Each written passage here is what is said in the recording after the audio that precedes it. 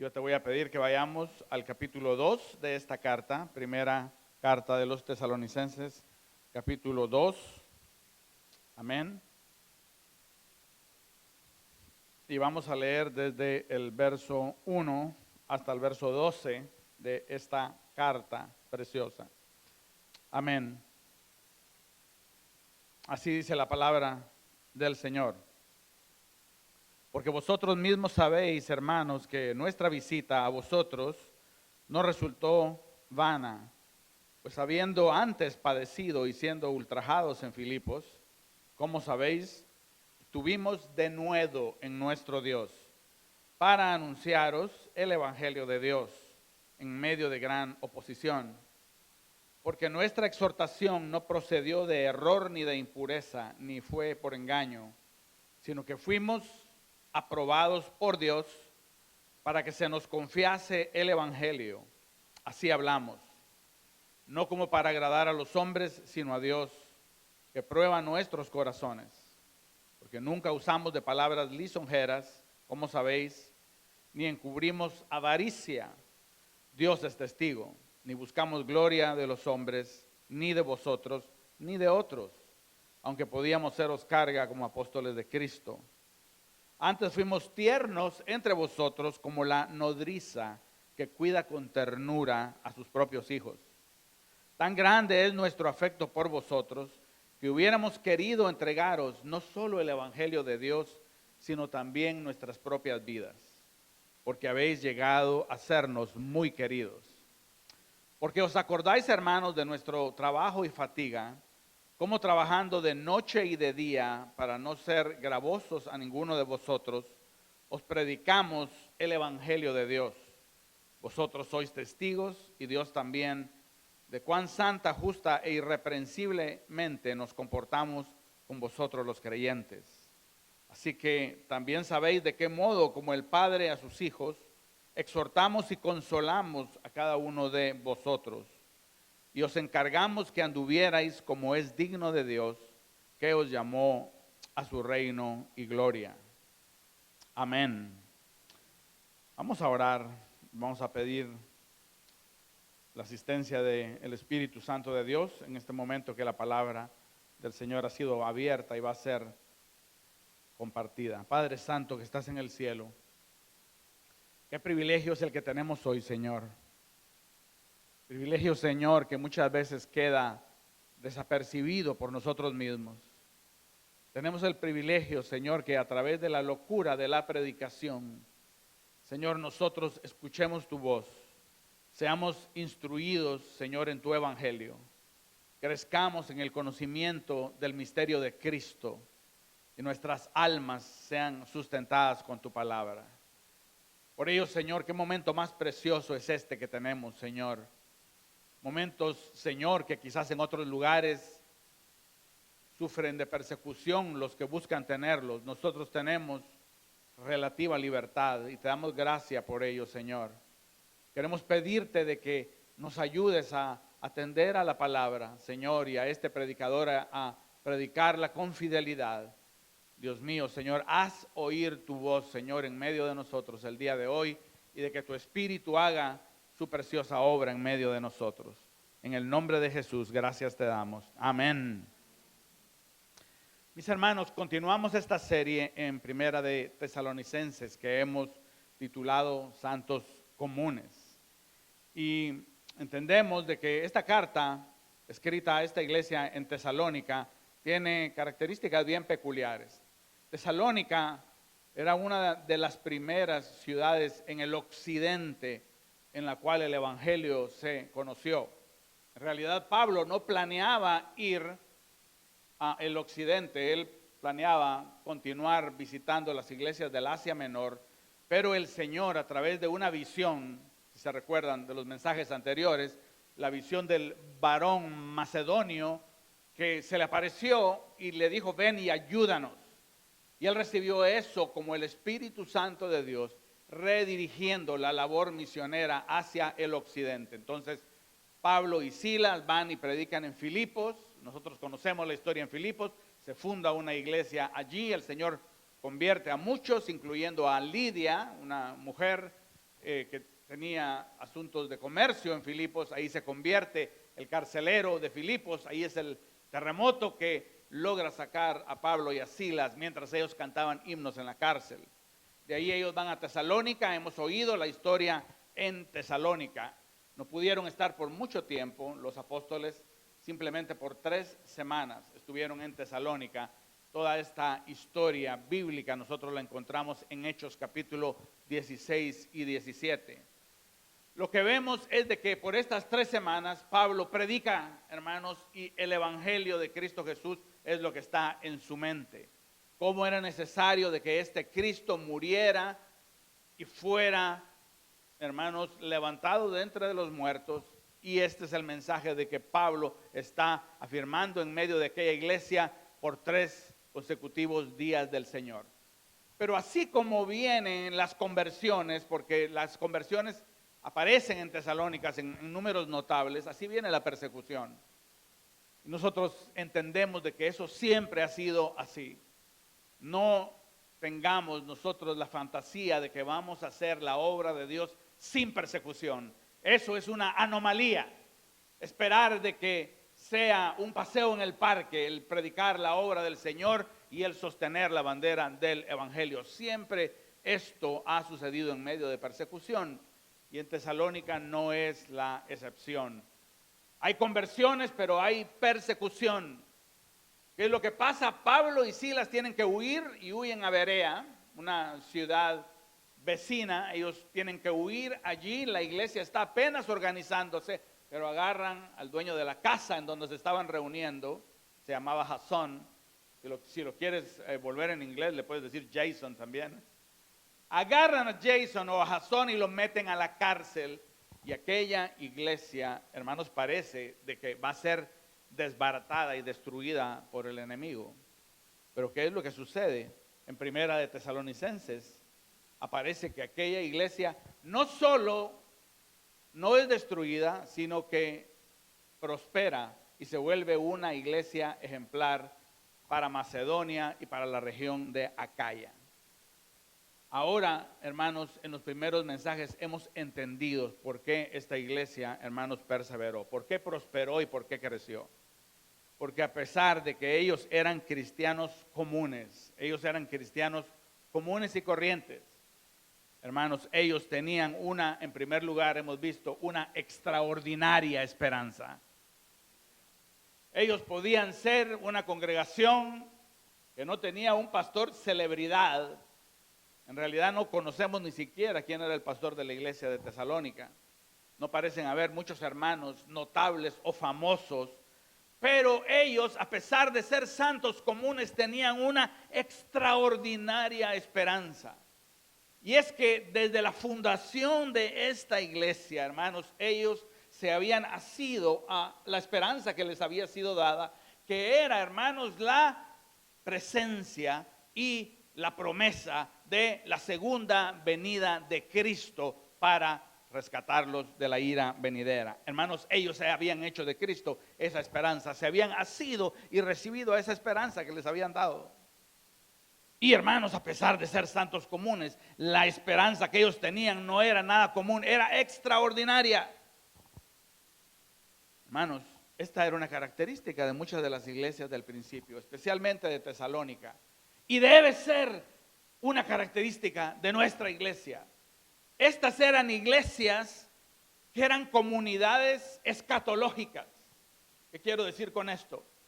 De que ellos, hermanos, la existencia de ellos gravitaba no solo acerca de la presencia del Señor por su espíritu en medio de ellos, eso era cierto, eso era verdad, pero estas eran iglesias que, hermanos, estaban esperando el retorno visible, personal y glorioso de nuestro Señor Jesucristo.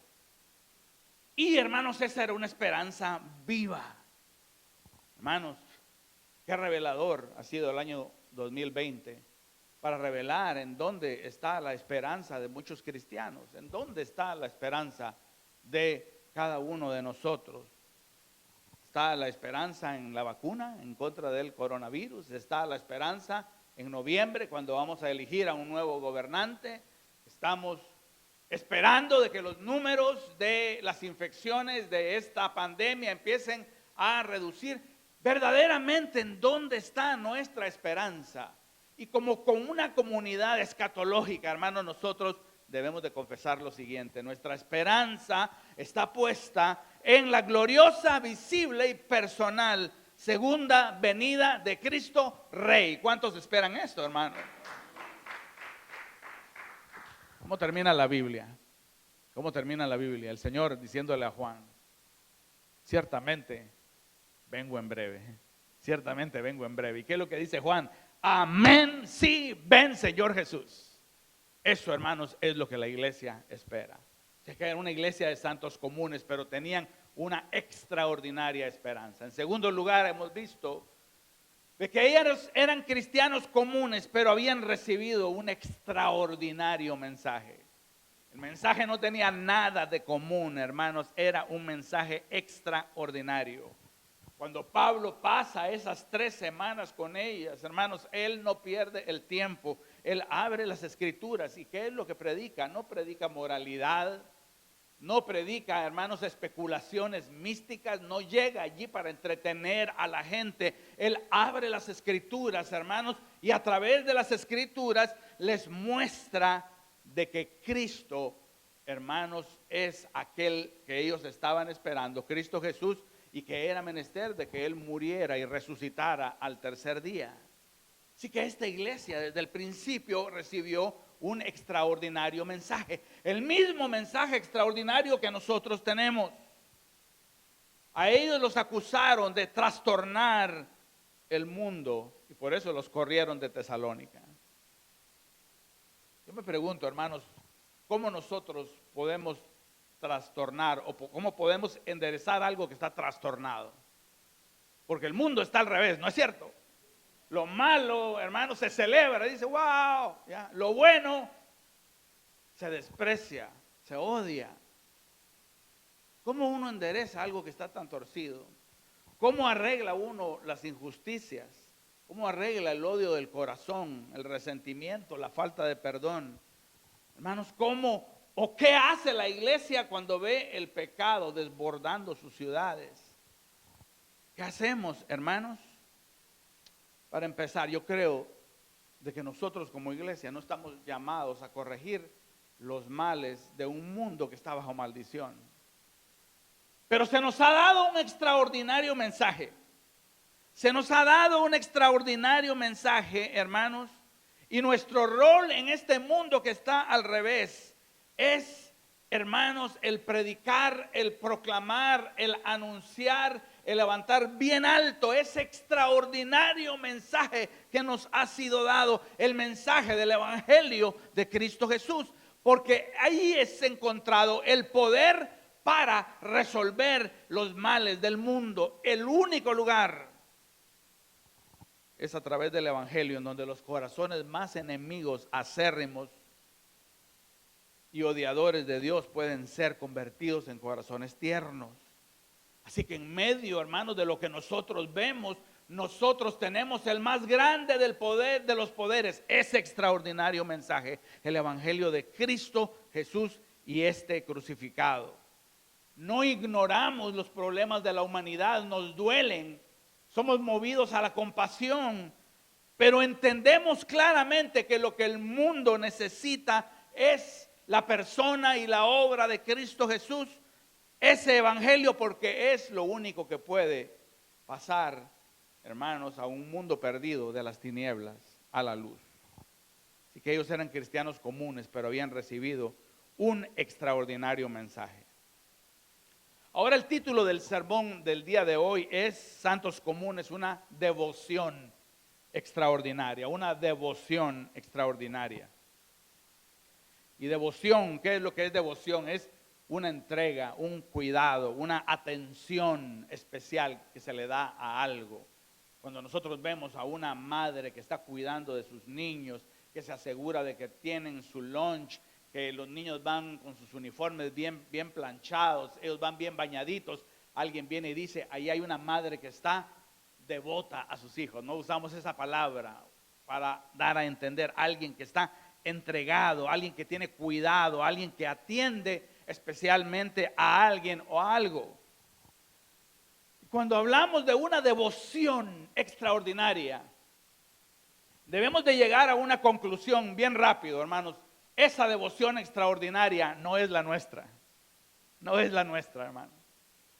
Nosotros tenemos devoción a Dios, pero nuestra devoción es pequeña, nuestra devoción es errática. A veces nos sentimos bien entregados a Dios y a veces, hermanos, nos sentimos entibiecidos en nuestros afectos para con Dios. O sea, ¿de dónde viene esta extraordinaria devoción? Bueno, hermanos, esta devoción que nosotros vemos en la carta a los tesalonicenses es la extraordinaria devoción de Dios a su pueblo. Y este es nuestro primer punto, la extraordinaria devoción de Dios a su pueblo. Escucha estos versículos que subrayan esta devoción, cómo Dios, hermanos, cuida de su pueblo, cómo Dios está, hermanos, entregado al cuidado, a la preservación de su pueblo. Santiago 1:17 dice que toda buena dádiva viene de Dios, todo don perfecto desciende de lo alto, Él es el Padre de las luces, en el cual no hay mudanza ni sombra de variación. Pedro, hermanos, escribe y nos dice que echemos toda nuestra ansiedad sobre Él. ¿Por qué? Porque Él tiene cuidado de nosotros. El Señor cuida de nosotros. Claramente, Juan 3:16, porque de tal manera amó Dios al mundo que ha dado a su Hijo unigénito, para que todo aquel que en Él crea no se pierda, mas tenga vida eterna. Primera de Juan 3:16, en esto hemos conocido el amor en que Él puso su vida por nosotros. Primera de Juan 4:9, en esto se mostró el amor de Dios para con nosotros, en que Dios envió a su Hijo unigénito al mundo, para que vivamos por Él. Así que Dios muestra su devoción y entrega por su pueblo al entregar a su propio Hijo para perdonar nuestros pecados. ¿Qué otra evidencia necesitamos nosotros, hermanos, de que especial en el corazón de Dios es su pueblo? Y, hermanos, para redimir a su pueblo, Él mandó a su Hijo. Dios es la fuente de bien que nunca deja de brotar. Él es el río que nunca deja de regar. Él es la lluvia de gracia, aquel que provee para todas nuestras necesidades eternas y temporales. Y cuando vamos a nuestro texto, nosotros encontramos, hermanos, esa extraordinaria devoción expresada de varias maneras. En primer lugar, como lo hemos visto, el Señor manifiesta la extraordinaria devoción que Él tiene hacia su pueblo al entregarles el mensaje del Evangelio. Y dice, hermanos, en este versículo que leímos, que Pablo y Silas fueron enviados para anunciaros el Evangelio de Dios en medio de gran oposición. El Señor manda a sus siervos a lugares peligrosos. Y si el Señor, hermanos, no hubiera enviado, y atención, permitido de que sufrieran sus siervos, y en algunos y muchos casos permitido que sus siervos murieran, tú y yo no estaríamos acá el día de hoy. Pero Él muestra esa devoción para con su pueblo, hermanos, al que mandar sus mensajeros para que anuncien el Evangelio de Dios, aún en medio de grande oposición. Pero vemos además de que la devoción de Dios a su pueblo se manifiesta a través de este extraordinario mensaje, pero se manifiesta a través de el poder que Él da para que ese mensaje sea predicado. Me gusta esta palabra en español, ha caído mucho en desuso, pero a mí me gusta usarla, denuedo. Denuedo. Ese es un poder sobrenatural. Ese es un coraje, hermanos, que ha sido fabricado en el cielo. Y el Señor, hermanos, se lo da a su iglesia para que cuando predique aquel mensaje no salga solo con palabras, hermanos, de una religión más. Así que el Señor viene, hermanos, y aquí nos dice de que la devoción a su pueblo se manifiesta a través de dar el mensaje del Evangelio, pero no solo dar el mensaje del Evangelio, sino aquellos que Él manda a predicar, que somos todos, Él nos da, hermanos, ese denuedo, ese poder, para que no sean simplemente palabras huecas. Lo vemos a través de todas las escrituras. Hechos 4:3 dice que Pedro y Juan, hermanos, Pedro especialmente, que se andaba escondiendo unas semanas antes, ahora lleno del Espíritu de Dios, dice que empiezan a anunciar el Evangelio, hermanos, y lo hacen con denuedo, y la gente que los oía se maravillaba, porque reconocían que eran hombres sin letras. Hechos 4:29. La iglesia está siendo perseguida. La iglesia está empezando, hermanos, a sufrir los embates del enemigo. Se reúnen a orar, una oración bien preciosa en Hechos capítulo 4. ¿Y qué es lo que ellos piden? Lo que ellos piden es lo siguiente. Hechos 4:29. Señor, mira a los enemigos que se están levantando en contra de nosotros. Y esta es nuestra petición, Señor. Mira sus amenazas y concede que a tus siervos no les pase nada. No, no es esa la oración. ¿Cuál es la oración? Señor, que proclamemos con denuedo tu palabra. Y el Señor muestra su devoción, su cuidado, hermanos, de su pueblo, mandando, hermanos, ese denuedo, ese valor santo. Hechos 4:31, una vez más. Ellos están orando y dice que están congregados y están unánimes y están juntos. Y aquel lugar tiembla y fueron llenos del Espíritu Santo y empezaron a hablar con denuedo las palabras de Dios. Efesios, Pablo, hermanos, pide oración por él. La oración que él pide, hermanos, pidan para que cuando yo abra la boca me sea dada palabra para dar a conocer con valor, con denuedo, el misterio de ¿qué? Del Evangelio. Por lo cual soy embajador en cadenas, pero con denuedo hablaré de él como debo hablar. Así que el Señor muestra su devoción, su extraordinaria devoción al dar, hermanos, un extraordinario mensaje, pero al dar también un extraordinario valor. Hermanos, necesitamos ese valor en los tiempos en que vivimos. No es tiempo de esconderse como una tortuguita. Es tiempo, hermanos, de sacar la bandera del Evangelio y decir, aquí estoy.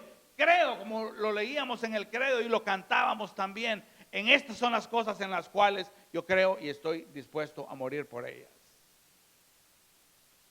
Pero el Señor no solo da ese extraordinario mensaje, ese extraordinario valor, sino también da una extraordinaria aprobación. Tú has oído esos mensajes políticos en donde alguien viene y dice por lo general algo para que voten por él, ¿no? Y al final, ¿qué es lo que dice? Yo soy Donald Trump y yo apruebo este mensaje. ¿No has oído, verdad? Y entonces tú dices, oh no, esto lo aprobó Trump o Biden, ellos aprueban este mensaje. El mensaje del Evangelio es aprobado, hermanos, por Dios. Y esa muestra la devoción, la extraordinaria devoción.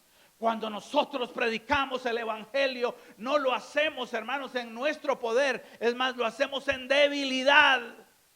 Pero, hermanos, ese mensaje nos ha sido dado y es un mensaje extraordinario. Y se nos ha dado el denuedo, hermanos, para predicarlo. Y el Señor está desde los cielos aprobando ese mensaje.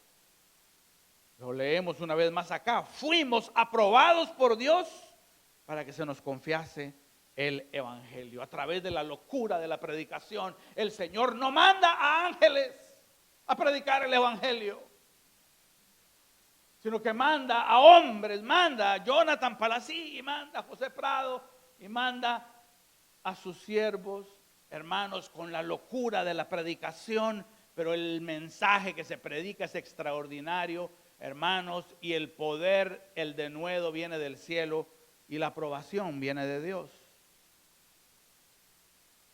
Hechos 14:3. Están predicando los discípulos y dice que hablan con denuedo, confiando en el Señor, el cual daba testimonio a la palabra de su gracia. Por eso, hermanos, predicamos con confianza y predicamos con valor, porque esto, hermanos, no es un cuento medieval, hermanos. Esta es la más grande de las historias, la verdadera historia del amor de Dios por pecadores que no se podían salvar a sí mismos. Así que el Señor nos da un extraordinario mensaje, nos da extraordinario valor y nos da una extraordinaria aprobación. Y entonces, ¿qué es lo que sucede? Esta devoción divina, hermanos, este cuidado que Dios manifiesta para con su iglesia al darle estas cosas en Cristo, empieza a producir frutos de devoción en nosotros. Y así vemos los frutos de la devoción de Dios en su pueblo. Y esta sería nuestra pregunta clave. ¿Qué frutos espirituales produce la devoción y el cuidado de Dios a su pueblo? Hermanos, ¿cuáles son los frutos de esta devoción de Dios en su pueblo? Decimos la palabra frutos, hermanos, porque esta devoción no viene de nosotros. Es el Señor, como dice el libro de Hebreos, el que nos está haciendo aptos para toda buena obra y está haciendo en nosotros lo que es agradable a Él a través de Jesucristo. Hermanos, vamos a hablar de ese versículo de Hebreos porque está bien precioso. Pero Él nos hace aptos y Él hace en nosotros lo que le agrada a Él a través de Jesucristo. Y empezamos a producir frutos de devoción, hermanos, a Dios por lo que Él ha hecho y nos ha dado, hermanos, a través de este extraordinario mensaje. No es nuestra devoción, son los frutos de su devoción en nosotros. Y el primer fruto es este.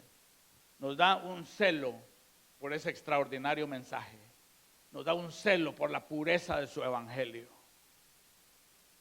Y eso lo escribe Pablo. Y él empieza a decir, este mensaje que nos fue dado, este extraordinario mensaje que nos fue dado, lo predicamos con denuedo. Y lo predicamos sabiendo de que hemos sido aprobados por Dios. Pero lo que no vamos a hacer con este mensaje, no vamos a permitir de que este mensaje sea adulterado. No lo vamos a predicar para agradar a los hombres, porque el propósito del evangelio no es agradar a los hombres, sino salvar a los hombres. Y de tal manera, hermanos amados, Pablo viene y dice, este mensaje no es para agradar a los hombres, ni vamos a usar palabras lisonjeras, ni vamos a encubrir avaricias. No vamos a ponernos a pensar cómo hacemos de este mensaje un buen negocio para llenarnos las bolsas de dinero. Hay de nosotros el pensar o hacer o planear de esta manera. O sea que hay celo por el evangelio del Señor. De tal manera, hermanos, que en los tiempos que nosotros vivimos, nosotros, hermanos, debemos exhibir ese fruto. ¿Sabes por qué? Porque vivimos en tiempos en donde se nos dice que el evangelio ya no es suficiente. Ustedes se quedaron predicando a Cristo y a ese resucitado. Lo que tienen que hacer es ponerse a la vanguardia de los problemas sociales y ayudar a arreglar el mundo, ayudar a arreglar el clima, ayudar a salvar la naturaleza, ayudar a corregir los problemas de injusticia. Eso es lo que tienen que hacer, en vez de estar predicando tanto de aquel que murió hace 2000 años. Pero Pablo dice, hermanos, no. Se nos ha dado este extraordinario mensaje y nosotros no vamos a alterar ese extraordinario mensaje, porque nosotros tenemos esto en nosotros de que se nos ha levantado no para agradar a los hombres, sino a Dios, que es el que prueba nuestros corazones. Sí, pero mira, tienes que pensar un poco en mercadotecnia y estamos ahora en el 2020, pero él dice, no buscamos la gloria de los hombres. No buscamos la gloria de los hombres, ni de vosotros, hermanos, tampoco, ni de nadie. Lo que buscamos es ser fiel a este mensaje que se nos ha dado, porque se nos ha dicho que en este mensaje hay salvación, y este mensaje es el único que nos libra de la ira venidera, hermanos. Y te digo, de la ira venidera no nos libran ni los republicanos ni los demócratas. De la ira venidera, hermanos, lo único que nos libra, hermanos, es Cristo Jesús. Por lo tanto, hermanos, se necesita denuedo y coraje para ser fieles a este mensaje. para no torcerlo, con tal de lograr aplausos, likes en Facebook o views en YouTube. Este mensaje nunca ha sido popular, pero es el único que salva. ¿Cuántos dicen amén? Sí, que el fruto de la devoción a Dios en su pueblo es el celo por el evangelio. Oren, mis amados hermanos, para que sus pastores se mantengan fieles a este evangelio, que no hay otro. Porque sobre pastores, hermanos, que han decidido poner su corazón y dar su voz a proclamar este evangelio, y solo este evangelio, hay presiones. No, pero mira, hay que incorporar esto, hay que cambiar esto un poco. Ese lenguaje hay que moverlo acá, ¿verdad? Para que no sea tan ofensivo, hermanos. Y el mensaje es el mismo que siempre ha sido, la vieja historia de Cristo y su amor. De tal manera que el fruto número uno que vemos es un celo por el evangelio. En segundo lugar vemos un amor fraternal. Un amor fraternal. Dice el apóstol Pablo, antes fuimos tiernos entre vosotros. ¿Te gusta esa palabra, ternura? Antes fuimos tiernos entre vosotros, como la nodriza que cuida con ternura a sus propios hijos. Amor fraternal, un fruto, hermanos, de la devoción a Dios en nosotros. Tan grande es nuestro afecto por vosotros. 3 semanas había estado en medio de ellos. Tan grande es nuestro afecto por vosotros que hubiéramos querido entregaros no solo el evangelio de Dios, sino también nuestras propias vidas, como una nodriza que cuida con ternura a sus hijos. Utiliza el aspecto maternal del amor, hermanos, para identificar el amor fraternal en medio del pueblo de Dios, los unos con los otros. Sabes que cuando nos reunimos, yo veo un milagro cuando nosotros nos reunimos. Nos juntamos de los diferentes lugares de aquí de Miami y a veces no tenemos mucho en común. Unos hablan inglés, otros hablan español, unos son cubanos, otros son venezolanos, guatemaltecos, centroamericanos. Unos tienen tal vez dinero, otros quizás no. Venimos de tantos estratos sociales, niveles de educación. Pero hermanos, cuando entramos por los atrios del Señor, hermanos, ¿qué es lo que hay? Amor. Amor, amor tierno los unos por los otros. Eso es algo, hermano, sobrenatural. Y ves al hermano que tenías 2 domingos de no ver y allá está el hermano, ¿verdad? Y lo abrazas y lo bendices. Y te preocupas por el hermano que no lo has visto. ¿De dónde viene esto, hermanos amados? ¿Sabes de dónde viene? Hermanos, de ese amor que el Señor ha derramado en nuestros corazones. Esa ternura, hermanos, de que uno no sabe ni de dónde viene hasta que viene a Cristo y el Señor dice, ese amor yo lo he derramado en tu corazón. No, pastor, pero en las iglesias hay problemas. Hay roces. Sí, claro que los hay, indudablemente. Estamos de este lado del cielo. Pero hay amor, hermano. Sabes que, hermanos, el Señor viene y dice, esta es la señal de que ustedes son mis discípulos, si se aman los unos a los otros. No es cuánto conocen, es cuánto se aman. Y hermanos, esta es una invitación que yo te hago. Ama a tu hermano. Ama a tu hermano, manifiesta ese amor, manifiesta esa ternura, ese afecto, ese amor aún sacrificial por sus necesidades. Fuimos tiernos entre vosotros como la nodriza que cuida con ternura a sus propios hijos. Pero ese es trabajo de los pastores. Para eso se les paga. Hermanos, esa es la labor de todos nosotros. ¿Sabes por qué? Porque todos nosotros somos miembros del cuerpo de Cristo. ¿Cuántos dicen amén?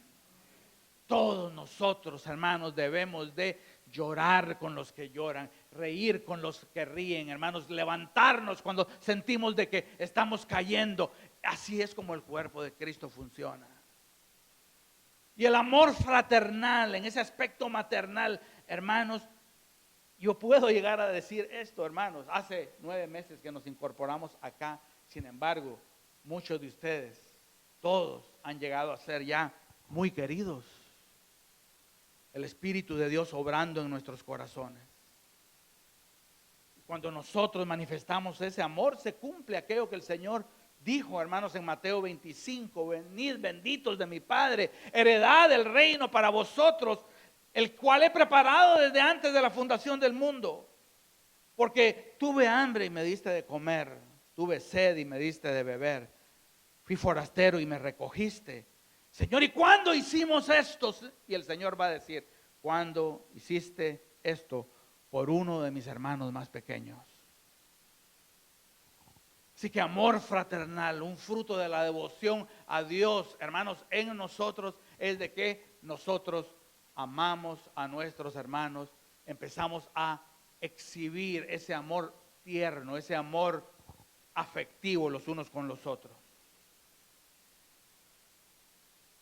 O sea, el amor tiene un rasgo distinto también en el verso 11, así como también sabéis de qué modo, como el Padre a sus hijos, exhortamos y consolamos también a cada uno de vosotros.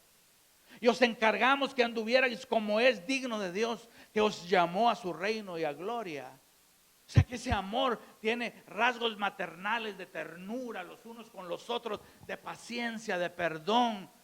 Tiene rasgos también aquí paternos de exhortación, de trabajo, de servicio. Y así también nosotros nos amamos los unos a los otros.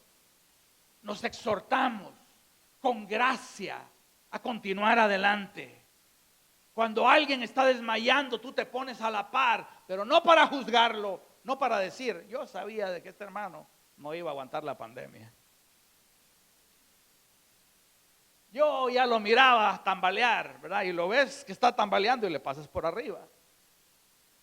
Pero no, el amor de Cristo nos constriñe a mostrar la ternura y a mostrar la exhortación con gracia, hermanos, en medio de nuestras debilidades, no a juzgarnos, sino a ayudarnos, a exhortarnos a qué, a perseverar. Cuando alguien ya no puede decir: mira, yo camino contigo una milla más. Perseveremos. Los unos a los otros sirvámonos, los unos a los otros ayudémonos, los unos a los otros perdonémonos y soportémonos los unos a los otros. Este es el fruto de la devoción a Dios, hermanos, en su iglesia. Nos exhortamos y nos consolamos. Nos servimos los unos a los otros con ese amor tierno y con ese amor, hermanos, de ayuda. Hechos 14, 22. Eran tiempos difíciles. Y dice Hechos 14, 22, confirmando los ánimos de los discípulos. Tú siempre estás animado. O hay veces también, te pasa como a mí, ¿verdad? Que uno se desanima. Y uno dice: Señor, hoy, Señor, no estoy allí, Señor, estoy desanimado. ¿Y quién va a confirmar al desanimado? ¿Quién va a levantar las manos del caído? ¿Vamos a esperar que ángeles vengan y desciendan y lo hagan? ¿O somos nosotros el cuerpo de Cristo? Confirmando los ánimos de los discípulos y exhortándoles ¿a qué? A que permanezcan en la fe del evangelio, hermanos. No a regañar, no a juzgar, sino a exhortarles a que permanezcan en la fe del evangelio y a decirles: es necesario que a través de muchas tribulaciones entremos en el reino de Dios. ¿Cómo se trata el mundo allá afuera? No se aplastan los unos a los otros, no se pasan arriba los unos a los otros, no se humillan los unos a los otros, no se desentienden el uno del otro. Esa es la teología de Caín. ¿Dónde está tu hermano? ¿Y yo qué? ¿Acaso soy yo guarda de mi hermano? ¿Acaso soy yo guarda de mi hermano? ¿Yo qué tengo que ver con él? Yo estoy aquí con mis problemas, tengo suficiente. Esa es la teología de Caín. Pero ¿sabes qué? Los que estamos en Cristo sí somos guardas de nuestros hermanos. Estamos llamados a la ayuda y hermanos, y al estímulo. De tal manera que el Señor derrama en nuestros corazones ese amor tierno y cuidadoso y exhortativo y animante y afectivo, al punto de ofrecernos nosotros mismos. En esto conocerá el mundo que sois mis discípulos, si os amáis los unos a los otros. Pero hablemos de otro tercer fruto que vemos acá. Hemos hablado del celo por el evangelio, por la pureza, por la predicación, hermanos, del evangelio como nos ha sido entregado. Hemos hablado de ese amor fraternal, afectivo, aún exhortativo, pero con gracia, que debe correr en medio de nosotros como un fruto de la devoción de nuestro Padre a su iglesia. Pero ahora vemos humildad. Verso 9. Acordaos, hermanos, que nuestro trabajo y fatiga, y trabajamos de noche y de día para no ser gravosos a ninguno de vosotros. Os predicamos el evangelio de Dios, vosotros sois testigos, y Dios también, de cuán santa, justa e irreprensiblemente nos comportamos con vosotros los creyentes. Y aquí hay humildad. Ahora, si viene alguien en medio de nosotros y dice, ¿verdad? Ya, yo soy santo, justo y irreprensible. Explícame eso un poquito, ¿verdad? Porque eso suena un poquito arrogante. Pero hermanos, debemos entender aquí la teología de Pablo. ¿Qué, hermanos, pensaba y sentía el apóstol Pablo cuando él se describía a sí mismo como un santo?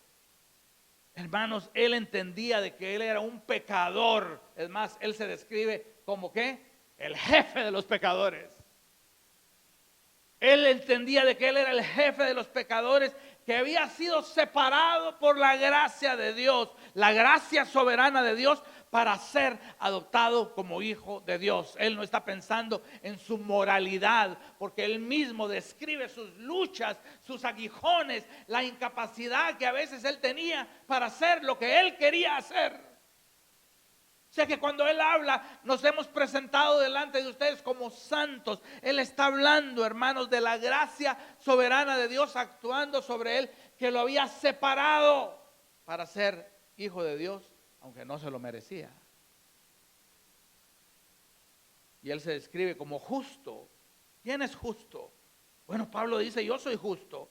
¿Por qué? Porque a través de la fe en Cristo Jesús he sido declarado justo por Dios, aparte de mis obras. Hermanos, nuestras obras nos condenan, no nos justifican. Pero aparte de la ley, ahora dice la palabra del Señor en Romanos, el Señor justifica a través de aquellos, de la fe, aquellos que creen. Y Pablo entendía, hermanos amados, de que al que no conoció pecado, Cristo, Él lo hizo pecado para que nosotros viniéramos a hacer justicia de Dios en él. Pablo se describe como irreprensible. ¿Y quién es irreprensible? Sino alguien que ha lidiado con su pecado a través del perdón y redención que ofrece el mensaje del evangelio. Hermanos, entendiendo la teología del apóstol Pablo, nosotros podemos decir, sí, Señor, yo soy santo porque tú me has separado. Yo soy justo, Señor, porque he creído, Señor, por la fe que tú me has dado. Y soy irreprensible, Señor, porque mis pecados han sido echados al fondo del mar en virtud de la sangre de Cristo Jesús. Así que hay humildad, que es, hermanos, no tener una medida más alta de lo que yo soy, pero no más baja de lo que yo soy. ¿Quiénes somos nosotros en Cristo? Pecadores empedernidos. No éramos eso antes, hermanos. Enemigos de Dios.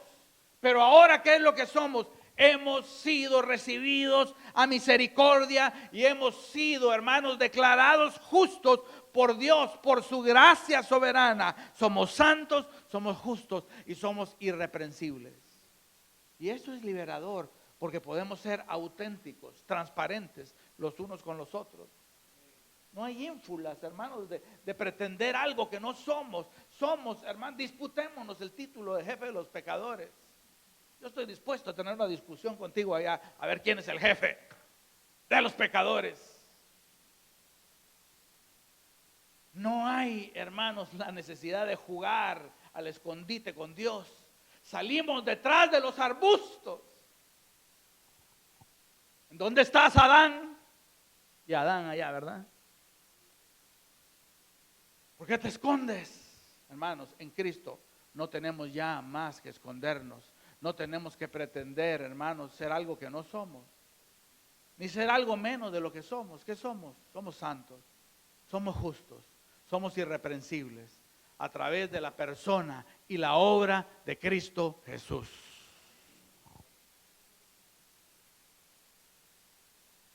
Nos podemos ver los unos a los otros sin compararnos. ¿Quién es más justo? ¿Quién es más santo? ¿Quién es más irreprensible? No existe ni debe existir eso, hermanos, en el corazón de alguien que realmente ha entendido el Evangelio y la gracia del Señor. ¿Quién parecía más santo, más justo y más irreprensible? ¿El fariseo o el publicano? ¿Quién parecía? ¿No? Hermanos, estaba, ¿verdad?, vestido para orar, tenía su lista de las cosas que había cumplido: oro, diezmo, Señor, hasta del comino y del eneldo. Yo, Señor, llevado mi diezmo, estoy, Señor, oro cuántas veces, tú lo has visto, ya, y Señor, ya, verdaderamente debes estar impresionado conmigo. Soy santo, soy justo y irreprensible en su propia opinión, porque dice que oraba consigo mismo. Mientras tanto, ¿verdad?, era señalado, hermanos, el publicano, porque decía, y ni siquiera soy como uno de estos publicanos. 6 pies de separación del publicano. Pero el publicano, hermanos, sabía quién era y sabía quién Dios era. Y hermanos, el lenguaje del publicano de su oración es: sé propicio a mi pecador. Ten misericordia de mi pecador.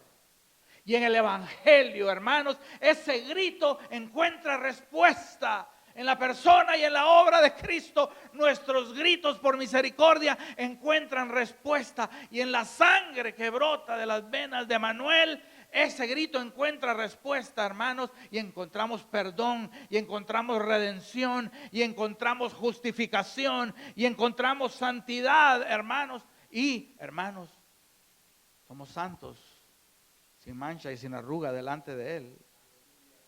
¿Y qué es lo que dice? ¿Quién se fue justificado a su casa ese día? Lucas 18. El que descendió justificado a su casa no fue el fariseo, sino el otro. Porque cualquiera que se enaltece será humillado, y el que se humilla será enaltecido.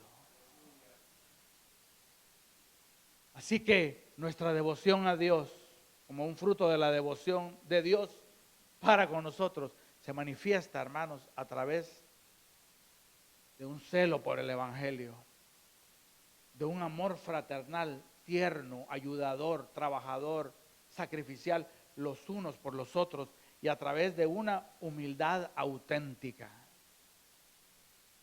Cualquiera puede pretender ser humilde, ¿no? Demuda uno la cara, baja la voz, yo soy bien humilde. Pero una humildad espiritual, hermanos, en donde nosotros sabemos lo que somos y sabemos lo que somos en Cristo, es un fruto que se da solo en el jardín del Evangelio. Apliquemos esto a algo final, hermanos. Recordemos algo: la única devoción extraordinaria es la que tiene Dios con nosotros. Este no es un mensaje para acusarte, para condenarte, para invitarte a ser más devoto. Una vez más, hermanos, Hebreos 13:21 es de que Dios nos está haciendo aptos para toda buena obra, para hacer su voluntad. Dios nos da la aptitud y Él hace en nosotros lo que es agradable delante de Él por Jesucristo. Así que le damos gracias a nuestro Padre Celestial, hermanos, por su devoción para con nosotros. Yo no sé si tú tuviste un padre devoto. Algunos quizás pueden decir, sí, mi papá daba la vida por nosotros, quizás otros no. Pero sabes, yo estoy aquí para decirte, tienes en el cielo, hermanos, a un padre que es un padre devoto hacia ti. Te cuida, piensa en ti, hasta el punto de dar a su hijo unigénito por ti. Y Él nos hace aptos, hermanos, para las buenas obras, para producir en nosotros amor, celo por su evangelio. para producir en nosotros una auténtica humildad de saber quiénes somos nosotros en Cristo. Así que nos vamos, hermanos, con estas indicativas. Hermanos, recibamos el evangelio que nos es predicado, creamos en ese evangelio, creámoslo todos los días. Porque las buenas nuevas, hermanos, las buenas nuevas son tan buenas que a veces no nos las creemos. Decimos, guau, que verdad, qué lindo, ¿verdad? Pero ¿será que es tanto así? ¿Será que es verdad? Tanto así, y no nos creemos las buenas nuevas. No, hermanos, oímos el grito, consumado es, con el volumen que debe ser oído. Consumado es significa consumado es. Acabó el Señor con la iniquidad en aquel día. Así que recibamos el evangelio. Oh, pastor, yo lo recibí hace 25 años cuando me convertí. Recibámoslo todos los días. Todos los días recibamos esas buenas nuevas. Porque son nuevas y porque son buenas. ¿Y cuáles son esas buenas nuevas? Que en Cristo Jesús, en su persona y en su obra, Dios está reconciliando a pecadores que no se podían salvar a sí mismos. Y está produciendo frutos, hermanos, en nosotros que son agradables a Él. Así que, hermanos, recibamos como los tesalonicenses ese evangelio. Crezcamos en el conocimiento del misterio, hermanos, de que Dios se hizo hombre. Se dice facilito eso, ¿no? Hermanos, Dios se hizo hombre por amor de nosotros. Pero no paró ahí, se hizo hombre, hermanos, y murió en una cruz por nosotros. Y resucitó y ascendió a los cielos, en donde, hermanos, intercede por nosotros y vendrá gloriosa, personal y visiblemente por nosotros también. Confiemos, hermanos, en la suficiencia de la obra de Cristo Jesús, porque solo en ese evangelio hay salvación. Por eso dice Pablo, yo no me avergüenzo del evangelio. No me avergüenzo del evangelio. ¿Por qué, Pablo? Porque es poder de Dios para salvar. Es poder de Dios para salvar al judío y también al griego. Cerremos nuestros ojos, hermanos.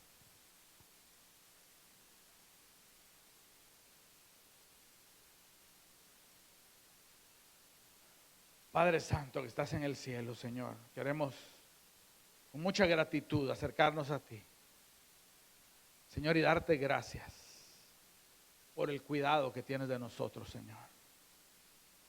Oh Señor, es un cuidado que desafía nuestra comprensión, que nosotros éramos pecadores, Señor, empedernidos enemigos tuyos, y tú, Señor, te acercaste en Cristo a nosotros y nos diste vida cuando estábamos muertos en delitos y pecados, y nos cuidas y nos sostienes y nos llenas de tu misericordia y nos das, Señor, este extraordinario mensaje y nos das el denuedo para predicarlo, Señor, y apruebas poniendo tu nombre de por medio, Señor, diciendo, este mensaje yo lo apruebo. Y aquí está, Señor, nuestra tierra, Señor, y te pedimos que hagas en nosotros, Señor, lo que estás haciendo, produciendo, Señor, en nosotros obras que son agradables a ti. Ese celo, Señor, por tu evangelio, ese amor fraternal, ese amor tierno, Señor, los unos por los otros, Señor. Ese amor, Señor, que anima, que consuela los unos por los otros. Mi hermano, si tu corazón en este momento de alguna manera está reteniendo para que ese amor fluya, deja que ese amor fluya en medio de tu corazón. Este es el pueblo de Dios. Estos son tus hermanos. Seamos tiernos, perdonadores. los unos con los otros. Y seamos auténticos, porque por la obra, por la persona de Cristo Jesús, podemos decir, hermanos, sin una ínfula, sin, hermanos, la más mínima cantidad de orgullo, pero podemos decir con toda verdad, por el sacrificio de Cristo Jesús yo soy santo. Por su obra redentora y por la fe que yo tengo en Él, soy justificado.